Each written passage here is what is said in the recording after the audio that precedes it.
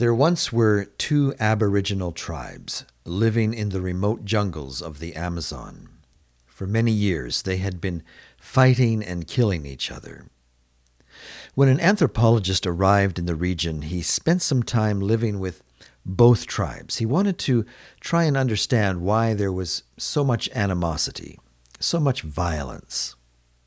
Was it because there was limited resources and the two people groups were fighting over food and hunting territory? After spending time learning the language, traditions, and belief systems, the problem was finally identified. The anthropologist discovered that all of the hatred, all of the fighting, all of the killing boiled down to a disagreement over the name of the god that lived in the trees above the villages. Each tribe considered the other to be less than human because of their perceived ignorance on the true name of the tree god. In our lesson today, we are going to discover why it is that humans develop these kinds of beliefs and attitudes, and some of the things that we can do to prevent this in our own lives and community. Please join us.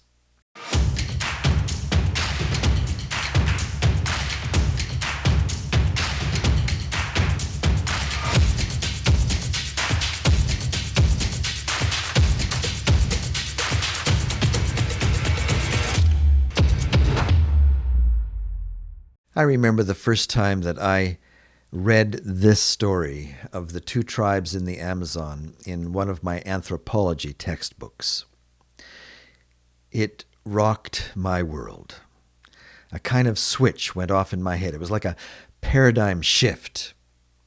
Suddenly, I had a greater understanding of the power of culture, worldview, and ethnocentrism, and the extreme attitudes that it can create.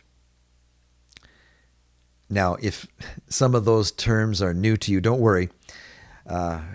If you're new to this type of discussion, we'll take a little time and define some of these terms. Of all of the classes that I took at university, I believe that the ones that I enjoyed the most were the classes that I took on cultural anthropology and cross-cultural communication. I've always been curious about why people believe the things that they believe and why they do the things that they do, and why most people are so resistant to change. These classes helped me understand people better, helped me understand myself better, and how I can be more flexible and accepting of others and the way that they choose to believe. Let's take a moment to learn some of the key terms. Many of our students in another YouTube channel are just now learning English, and I promised them that if they would come over and see some of these videos, that I would take the time to define some of the big terms as we went along. I'm hoping that as we do this, it will also make it easier for others whose first language may not be English, as well as maybe younger students who may be taking a look at some of these things for the first time. Let's take a look at the term anthropology itself for a moment. Anthropology simply refers to a field of scholarship where people study people. It is the study of humans. Not only humans that are living on our planet today, but also people who have lived in the past. The term comes from the Greek. Anthropos means humans, the study of humans. Anthropology not only studies people, but also their societies, their language, their culture, their belief systems, their religions, the things that they eat, the things that they make, the art that they produce, the music that they compose, how they survive. Basically, everything that you would ever want to know about a people group, anthropologists study that. The classes that I took at university on cultural anthropology focused in on people's culture. Let's take a look at that term for a moment. What do anthropologists mean when they talk about a people's culture? A people's culture refers to their way of life and includes their customs, their traditions, their belief systems, their art, music, folk tales, their dance, their dress, their language, their symbols and rituals. Every group has a common shared culture. The group itself could be seen as an ethnic group, a religious group, a social group, even a country. I live in Canada. I grew up being immersed in Canadian culture. Canadian TV, Canadian music, Canadian education, Canadian sports, Canadian way of thinking. When we talk about a group's culture, some may make broad, sweeping generalizations about a group. For example, people say, in Canadian culture, people are polite. A common joke says that if you step on a Canadian's toes, the most likely thing that you will hear them say is, "I'm sorry." I'm sorry that my toes were in your way. That is Canadian culture. But what about the term worldview? How is a person's worldview different than their culture? Worldview is one of those powerful, broad, sweeping terms. We've even decided to call our channel here at YouTube by that name because it covers such a wide spectrum of ideas that people have. Worldview refers more to the way that an individual or a general group understands the world around them, how we should interact with it and live in it. It refers to our deep-seated beliefs on philosophy, politics, religion, cosmology, and how these beliefs influence our attitudes and actions in life. If I grew up in a culture that lives in fear and distrust of foreigners, my worldview towards refugees seeking asylum in my country is not likely to be very positive. If, however, I grew up in a culture that practiced compassion, mercy, acceptance, justice, assistance, hospitality, well, I might be one of those volunteers at the Welcome Center for the refugees. If I grew up in a very strict religious group, I might have a very narrow worldview that sees only the rituals, beliefs, rules, and regulations of my religion. My religion might define the way I dress, what I read, where I go, what I do. If the group that I grew up in encouraged inquiry, investigation, discovery, experimentation, education, science, inclusion, and exploration, well, my worldview is likely to be more open, objective, accepting, understanding, appreciative, and respectful of the beliefs and cultures of others. Stop and think for a moment about your own worldview. How was it shaped? How does it affect the way that you view others? How you accept others? Let's take a moment to take a look at our third term, ethnocentrism. This is a little bigger word, but it is such an important one for everyone to understand.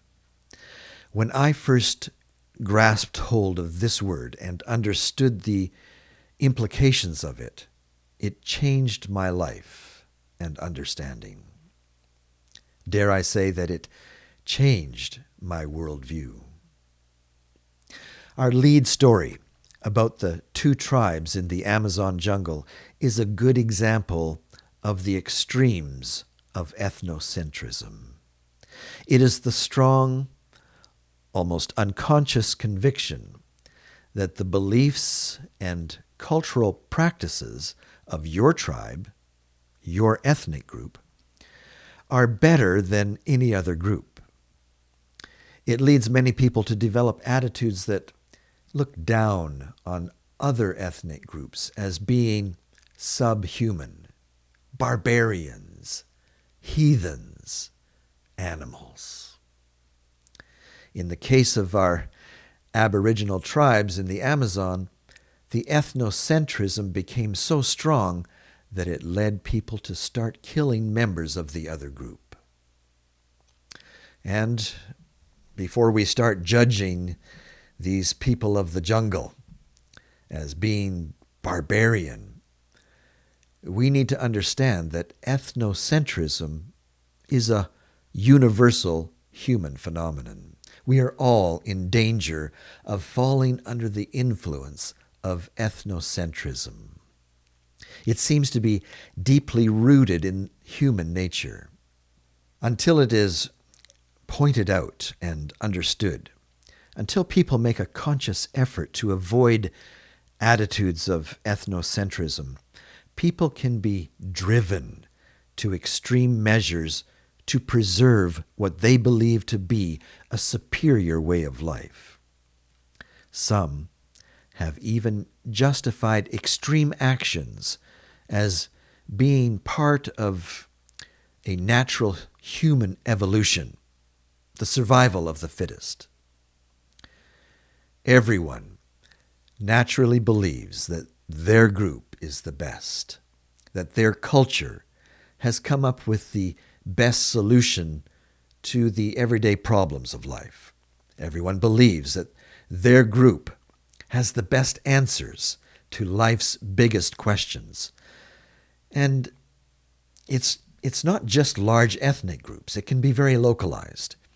Most everyone wants to root for the home team. My home state is the best. My hometown is the best. My mom's cooking is the best. My religion is the best. My church denomination has the best set of doctrinal beliefs. We have the truth. We could talk about religiocentrism, and I believe in a future lesson we surely will. But it's not just religious groups. It is also prevalent in many groups of scholarship. Even the very educated can identify with certain schools of thought and look down on others who hold opposing views. Dare we mention political ideologies? The U.S. has probably never been more divided along political lines than it is right now. All it takes is a few minutes on some political forum on the internet to recognize ethnocentrism in politics. And lest anyone think that killing members of another group is only something that happened thousands of years ago or something that Aboriginal tribes might do in a remote jungle locality, all we have to do is read a little history to be reminded of the millions of Jews and other ethnicities that were killed in the Holocaust in the 1940s. We can think of the genocide in Cambodia in the 1970s, the genocide in Rwanda in the 1990s, the ethnic violence in Bosnia in the 1990s, and all of the recent and current conflicts in places like Yemen, Syria, Myanmar, Ukraine, the DRC, Sudan, South Sudan. In my work for ADRA, I have spent a lot of time in most all of these countries, and it has been heartbreaking to see firsthand the violence and suffering that ethnocentrism is bringing to people. It is one thing to study about this phenomena in a university classroom, but a totally different matter to hear a young girl tell the story about her father and brothers who were murdered by the soldiers, whose only motivation was hatred of their ethnic group. A couple of weeks ago, my daughter asked me how we got the current country borders of Europe. We went to a YouTube video that shows a map animation of how the borders of Europe have changed from 400 BC to today.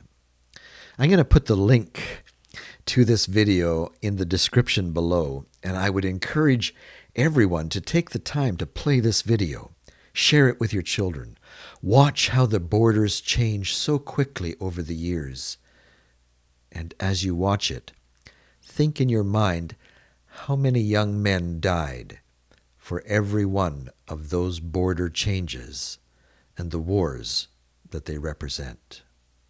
While some of this could be attributed to land grabs, resource grabs, you can be sure that ethnocentrism played a big role in all of this. After all, if you believe that the tribe over the mountain are nothing but heathen dogs, and you have raised your children to believe that, it makes it a lot easier for them to kill without remorse. In the lead up to the genocide in Rwanda, one side started calling the other side cockroaches. When they started passing out the machetes, the extreme ethnocentrism that had been built up somehow made mass hysteria turn into mass murder. The marauding gangs of men that went door to door weren't in their minds killing people, they were killing cockroaches. In just 100 days, over 800,000 people were slaughtered. Many, huddling inside churches. I have visited some of these churches in Rwanda. I have stood at the edge of mass graves in Cambodia and Bosnia. I have listened to too many tearful stories of loss. I apologize for bringing up some rather gruesome images, but I believe that it is important that everyone understand where ethnocentrism can lead if it is not held in check or totally abandoned in our lives. How can we do this? Here are some important steps. 1. Recognize that ethnocentrism exists and that it is a common universal trait of human nature. Recognize that you probably have some ethnocentrism in your own life. 2. Examine your own life and attitudes for how this human trait is affecting the way that you view others. 3. Recognize that all human life is of extreme value, that in reality no one group is better than another or is of more value than another. As the founders of the U.S. established, all people are created equal. If you are a Christian, remember that God says that He is not a respecter of persons, that as He looks down on us, everyone is equal in His sight. 4. Learn to respect people of other groups, other ethnicities. Appreciate them for the gifts that they can bring to the table of humanity. Their solutions to life's problems may be different than ours, but that does not mean that ours are in any way better than their solutions. Celebrate diversity. Enjoy all of the colors of the rainbow. Learn from other cultures. In fact, their solutions may actually be better than ours. Their way of cooking foods may bring wonderful flavors that you have never experienced before. 5. Call out racism wherever you see it. Let people know that you don't appreciate racist comments, racist jokes, racial slurs. You can help prevent the next genocide. 6. Do everything that you can to promote justice and equality for minority groups. Every country has them. Every community has them. People who have little voice. People who are exploited by the majority. You can be the one who rises above the primitive human trait of ethnocentrism. You could be the one who stands up against the oppression that so many minority groups face. Well, that is it for this lesson. I hope that you found it helpful. If you did, go ahead and like, share, and subscribe. So long for now, and go out and do something nice for someone today.